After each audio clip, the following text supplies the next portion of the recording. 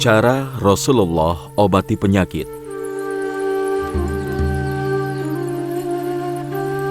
Penyakit dan obat. Sesungguhnya Allah menurunkan penyakit dan menciptakan obat bagi setiap penyakit. Maka berobatlah kalian, namun jangan berobat dengan yang haram. Sisi kemukjizatan dalam hadis Rasulullah SAW yang sedang kita bahas sekarang ini tampak pada penegasan bahwa dalam kehidupan ini manusia menghadapi berbagai risiko penyakit. Dan ini sudah menjadi karakter dasar manusia. Namun Allah juga tidak menurunkan penyakit kecuali disertai dengan obat penawarnya. Termasuk keajaiban penciptaan Allah di alam semesta adalah bahwasannya segala sesuatu di alam semesta ini diciptakan oleh Allah dengan berpasang-pasangan. Sehingga hanya tinggal Allah sendiri yang tunggal dalam absolusitas kemahaesaannya di atas segenap makhluk. Sebagaimana yang lain, setiap biang penyakit pun diciptakan penawarnya oleh Allah. Sisi kemukjizatan hadis ini lainnya adalah perintah untuk berobat, sehingga manusia tidak membiarkan tubuhnya dirampas oleh penyakit dan membiarkannya rusak binasa setelah dihujam sengsara dan derita. Sisi kemukjizatan ketiga dalam hadis ini adalah bahwasannya sesuatu yang haram tidak mungkin dapat menjadi obat penyembuh penyakit. Dan termasuk barang haram yang tidak mungkin bisa menyembuhkan penyakit. Bahkan malah menjadikan sakit adalah hammer yang dideskripsikan oleh Nabi SAW dalam hadis yang diriwayatkan oleh Abdullah bin Amru bin Al-As dan At-Tabrani dalam Al-Kabir sebagai induk segala kekejian dan termasuk dosa yang paling besar di antara dosa yang terbesar. Oleh karena itu, Al-Quran pun, sebagaimana hadis-hadis Nabi, melarang berobat dengan hammer atau berurusan dengan hammer, mulai dari memproduksi, mendistribusikan, menjual, membeli, meminum, menyuguhkan, menyentuh, hingga alibi apapun.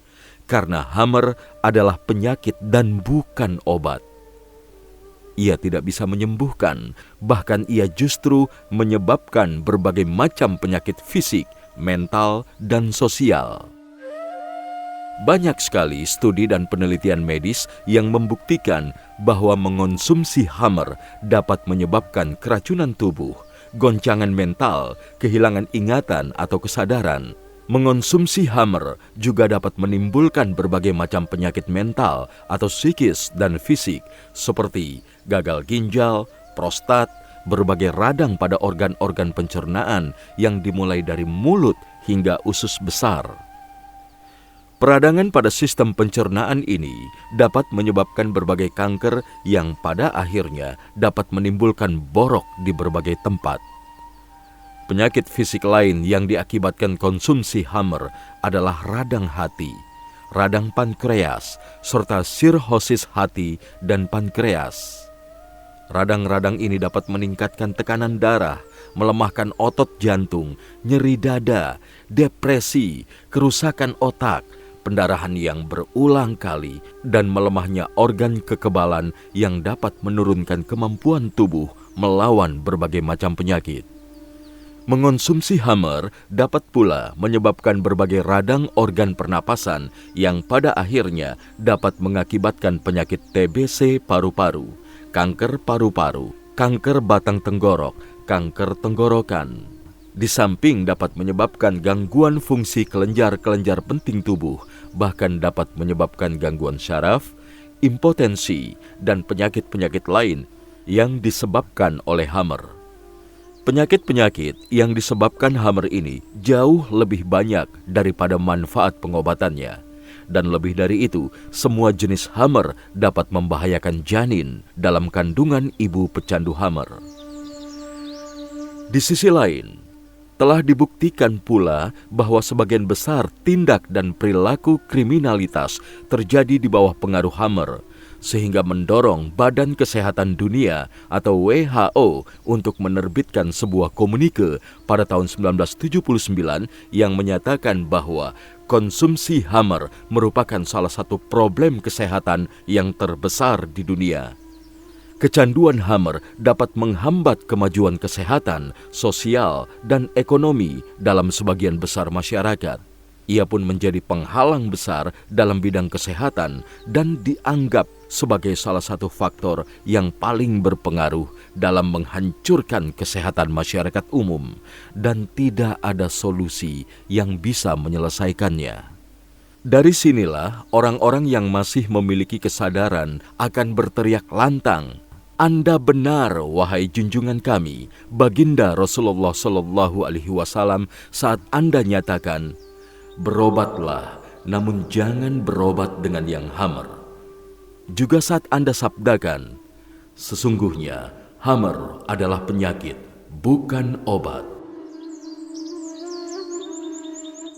Pengobatan dengan Asmaul Husna. Allah Subhanahu wa Ta'ala adalah Zat yang menyembuhkan berbagai penyakit. Karena itu, berdoalah dengan Asmaul Husna atau nama-nama Allah yang mulia dalam mengobati berbagai macam penyakit.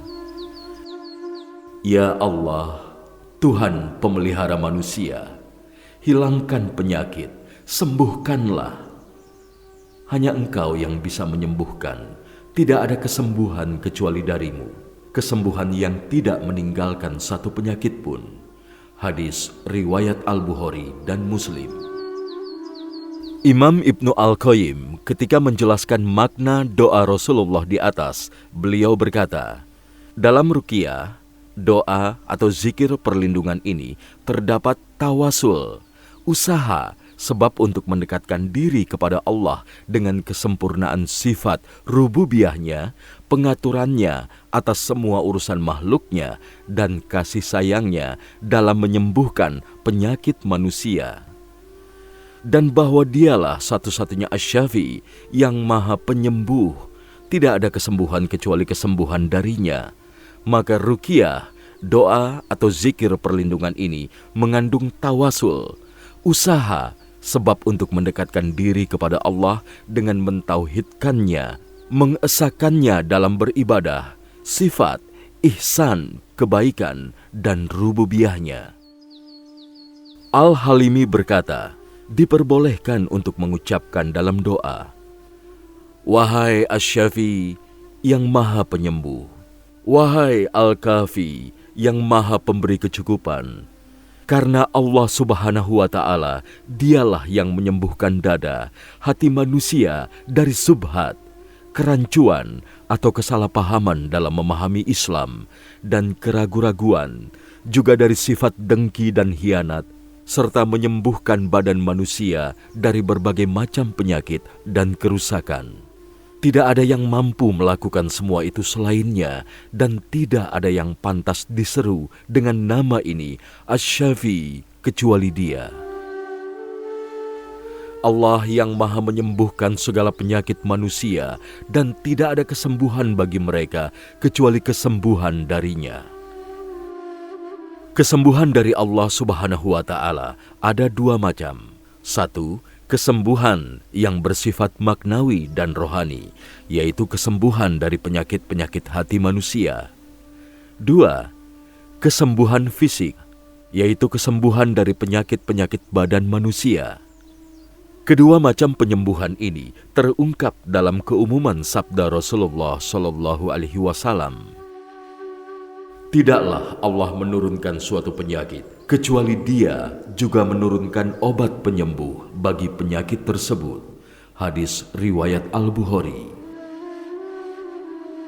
Imam Ibnu Jarir At-Tabari berkata, Allah menjadikan Al-Quran bagi orang-orang yang beriman sebagai penyembuh, dengan mereka mengambil pengobatan dari nasihat-nasihat yang terkandung dalam Al-Quran untuk menyembuhkan penyakit-penyakit yang merasuk ke dalam dada, hati mereka.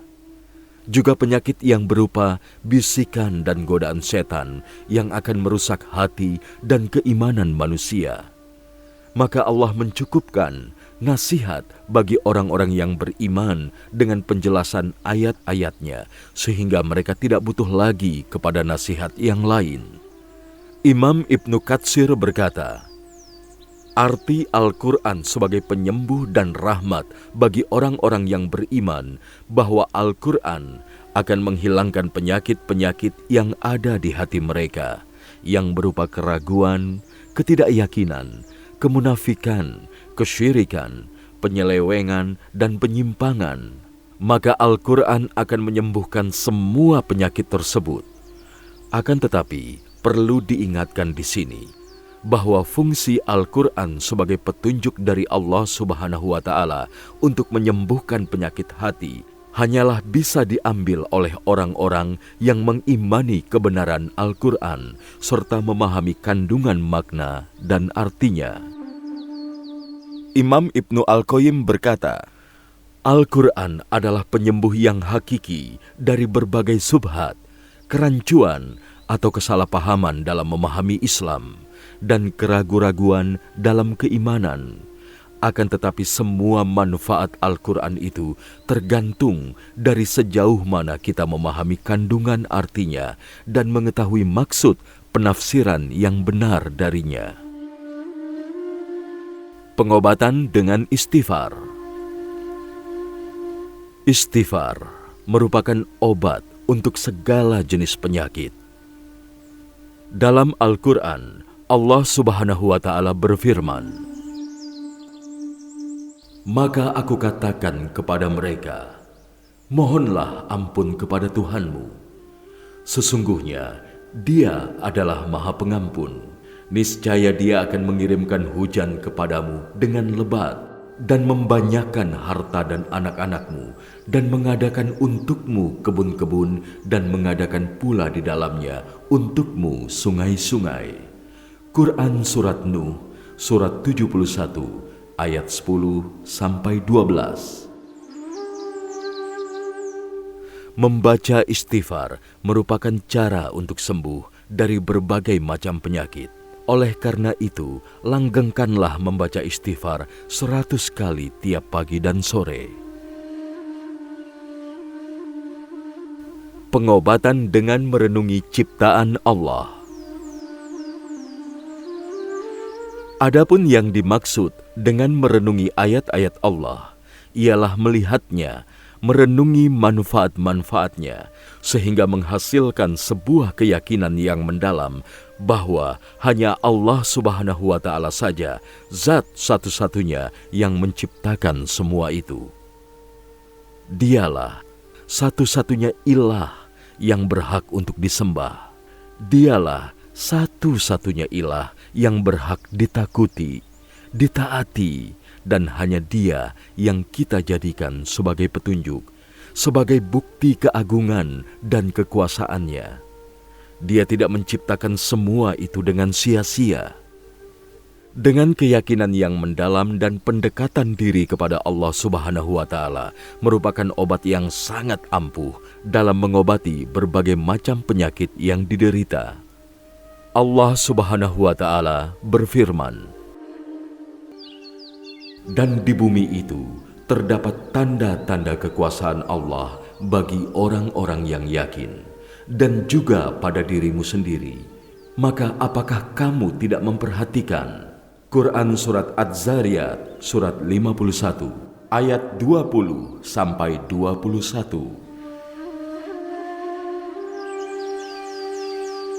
Pengobatan dengan sedekah. Al-Aswad bin Yazid meriwayatkan dari Abdullah, ia berkata, Rasulullah Shallallahu Alaihi Wasallam bersabda,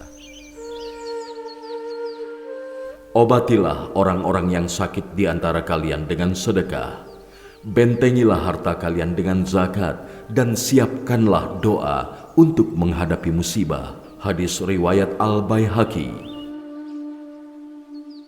Hadis tersebut merupakan nas yang menyebutkan sedekah merupakan salah satu media pengobatan dan penyembuhan atas izin Allah Subhanahu wa Ta'ala.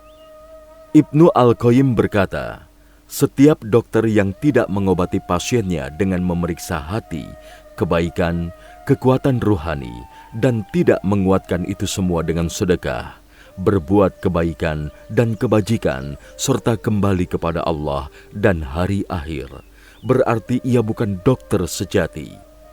Akan tetapi, seseorang yang baru belajar menjadi dokter. Sedekah bisa menghilangkan penyakit setelah terjangkit dan akan mencegahnya sebelum terjangkit. Ulama fikih dan dokter mengatakan bahwa tindakan pencegahan lebih mudah daripada pengobatan. Karena itu, mencegah sesuatu sebelum terjadi jauh lebih mudah daripada menghilangkannya setelah terjadi. Pencegahan lebih berguna daripada pengobatan untuk menghilangkan penyakit. Atas dasar ini, obat yang mampu menghilangkan penyakit ialah obat yang dijadikan Allah mampu mencegah terjadinya penyakit itu. Sedekah bisa mencegah penyakit, sebagaimana juga bisa menghilangkan penyakit dengan izin Allah. Dari titik tolak inilah seharusnya orang menaruh perhatian untuk suatu masalah penting, yakni seorang mukmin tidak bermualamah dengan Allah dalam bentuk coba-coba. Bila berhasil mendapatkan yang dikehendaki, akan selalu dan konsisten melakukannya, sementara bila tidak berhasil, akan melemah dan berhenti. Pengobatan dengan kasih sayang, rahmah. Dalam sebuah studi, para peneliti menemukan bahwa orang yang penuh dengan kasih sayang adalah orang yang paling banyak terhindar dari penyakit depresi, frustasi, dan putus asa. Disinilah kita menemukan pentingnya firman Allah. Hai manusia, sesungguhnya telah datang kepadamu pelajaran dari Tuhanmu dan penyembuh bagi penyakit-penyakit yang berada dalam dada, dan petunjuk serta rahmat bagi orang-orang yang beriman. Katakanlah, dengan kurnia Allah dan rahmat-Nya, hendaklah dengan itu mereka bergembira. Kurnia Allah dan rahmat-Nya itu adalah lebih baik dari apa yang mereka kumpulkan. Quran Surat Yunus, Surat 10, ayat 57 sampai 58.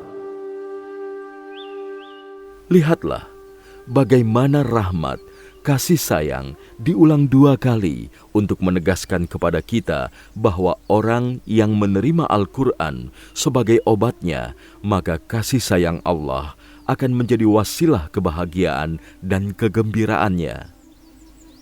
Karena itu, selamanya ia tidak akan bersedih setelahnya. Pengobatan dengan kecintaan, mawaddah. Dalam Al-Quran, Allah Subhanahu wa Ta'ala berfirman, "Dan di antara tanda-tanda kekuasaannya, ialah Dia menciptakan untukmu istri-istri dari jenismu sendiri, supaya kamu cenderung dan merasa tentram kepadanya, dan dijadikannya di antaramu rasa kasih dan sayang. Sesungguhnya pada yang demikian itu benar-benar terdapat tanda-tanda bagi kaum yang berpikir." Quran Surat Ar-Rum, Surat 30, ayat 21. Ayat di atas merupakan ayat agung yang senantiasa masih kita ungkap rahasia-rahasianya sepanjang hari. Orang yang merenungi ayat ini tentu akan menemukan pentingnya rasa kasih sayang dan cinta kasih. Di samping itu, kita juga harus menyadari bahwa Allah telah menetapkan jalan untuk meraih sukses, kebahagiaan, dan penyembuhan dalam kehidupan, yakni dengan cinta dan kasih sayang.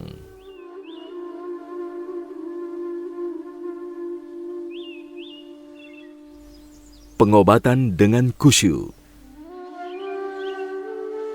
Allah Subhanahu wa Ta'ala berfirman, Belumkah datang waktunya bagi orang-orang yang beriman untuk tunduk hati mereka mengingat Allah dan kepada kebenaran yang telah turun kepada mereka. Dan janganlah mereka seperti orang-orang yang sebelumnya telah diturunkan Alkitab kepadanya. Kemudian berlalulah masa yang panjang atas mereka, lalu hati mereka menjadi keras, dan kebanyakan di antara mereka adalah orang-orang yang fasik. Quran Surat Al-Hadid, Surat 57, ayat 16. Ayat ini menjelaskan tentang pentingnya khusyuk kepada Allah. Terkadang kita mengira bahwa Allah memerintahkan khusyuk hanya sebatas untuk mendekatkan kepadanya. Akan tetapi, studi ilmiah menyebutkan bahwa khusyuk, atau para ilmuwan menyebutnya dengan istilah meditasi, memiliki manfaat yang besar dalam mengobati penyakit dan meningkatkan daya ingat, kreativitas, kesabaran, dan sebagainya.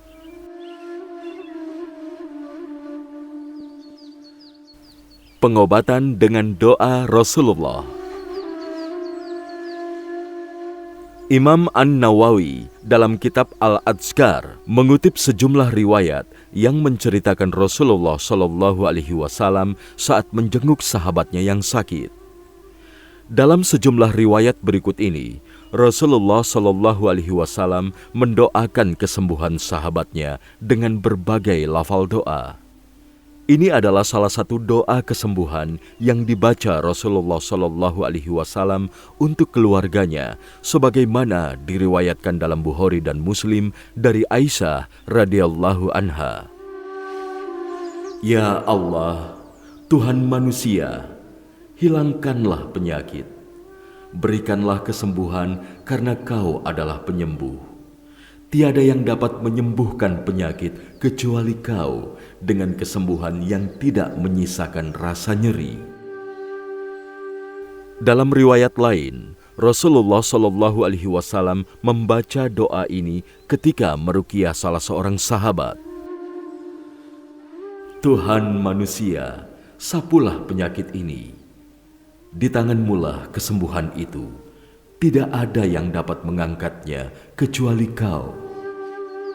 Abu Daud dan At-Tirmizi meriwayatkan bahwa Rasulullah Shallallahu Alaihi Wasallam menganjurkan baca doa berikut ini sebanyak 7 kali di hadapan orang yang sakit.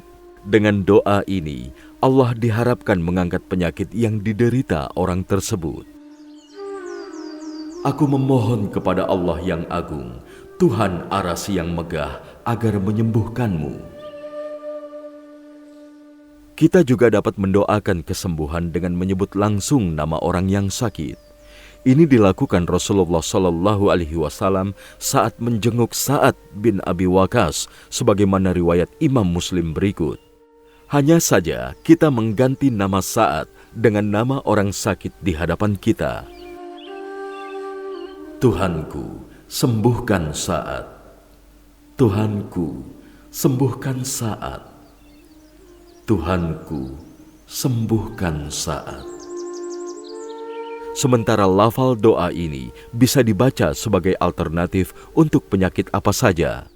Lafal berikut ini dibaca Rasulullah Shallallahu Alaihi Wasallam ketika menjenguk seorang badui yang menderita demam, sebagaimana riwayat Imam Al-Bukhari dari Ibnu Abbas radhiyallahu anhu. Semoga tidak apa-apa. Semoga suci dengan kehendak Allah. Selain doa kesembuhan, kita juga dapat menyertakan doa pengampunan dosa dan perlindungan agama dan raga mereka yang sedang sakit. Doa ini yang dibaca oleh Rasulullah Shallallahu Alaihi Wasallam ketika menjenguk sahabat Salman Al-Farisi radhiyallahu anhu, sebagaimana riwayat Ibnu Sunni berikut ini. Wahai Fulan, semoga Allah menyembuhkanmu, mengampuni dosamu, dan mengafiatkanmu dalam hal agama serta fisikmu sepanjang usia. Pengobatan dengan sholawat Nabi. Membaca sholawat adalah salah satu bentuk kecintaan umat Islam kepada junjungannya Nabi Muhammad SAW. Selain itu, umat Islam juga berharap dengan memperbanyak sholawat akan mendapatkan syafaat dari Nabi Muhammad SAW. Ada juga beberapa sholawat yang mempunyai banyak fadilah atau keutamaan. Salah satunya adalah sholawat tibil kulub ini. Allahumma salli ala Sayyidina Muhammadin tibbil kulubi wa dawaiha wa afiyatil abdani wa sifaiha wa nuril absari wa diyaiha wa ala alihi wa sahbihi wa salim. Ya Allah, limpahkan rahmat kepada junjungan kami Nabi Muhammad SAW sebagai obat hati dan penyembuhnya, penyehat badan dan kesembuhannya, sebagai penyinar penglihatan mata beserta cahayanya, dan semoga rahmat tercurah limpahkan kepada para sahabat beserta keluarganya. Solawat ini biasa disebut dengan solawat tibil kulub atau penawar penyakit hati. Solawat ini bisa dibaca ketika keadaan hati sedang tidak tenang, baik resah maupun was-was. Jika diamalkan dengan istiqomah, bukan hanya keresahan hati saja yang hilang atau sembuh, bahkan bisa juga menjadi penawar atau penyembuh penyakit yang menjangkit badan. Menurut sebagian ulama, bilangan membaca solawat ini sebanyak 100 kali dalam sehari. Bisa dibaca 100 kali di waktu pagi setelah sholat subuh, dibaca di waktu sore setelah sholat asar dan sebelum sholat maghrib. Dan solawat tersebut mempunyai pengaruh yang luar biasa di dalam menyembuhkan penyakit hati dan pelbagai penyakit lainnya. Dan barang siapa yang membacanya sebanyak 7 kali dan meniupkannya ke dalam air, maka air tersebut mempunyai pengaruh yang sangat luar biasa di dalam menyembuhkan pelbagai penyakit dengan kehendak dan izin Allah Subhanahu wa Ta'ala. Pada hakikatnya, yang menyembuhkan segala bentuk penyakit, baik penyakit hati maupun badan, adalah Allah Subhanahu wa Ta'ala. Adapun dengan membaca solawat ini adalah bentuk wasilah kita kepada Nabi Muhammad SAW supaya Allah mengabulkan doa keinginan kita dalam menyembuhkan segala penyakit yang menjangkit.